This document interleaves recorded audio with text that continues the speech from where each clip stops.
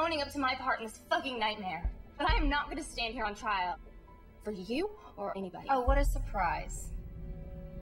The difference is, it's not just you now.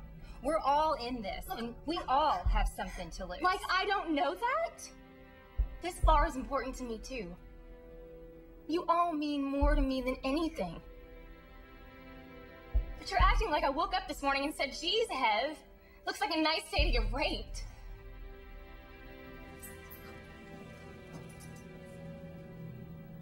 All right, slow down, guys. Let's focus. No. I want to know. Do you think maybe I deserve this or something? Of course not. Then what? I said I was sorry. I didn't ask for this to happen. I know. But it's been like this since we were in junior high.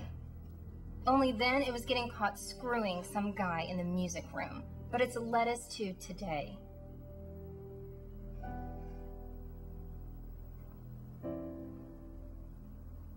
I just wish that you could respect yourself enough to want to make better choices. I mean, we all love you, Heather. You're smart, beautiful, and capable of so much more. I just wish that you could see what we see in you. I'm sorry. I'm so sorry. Thank God for alcohol.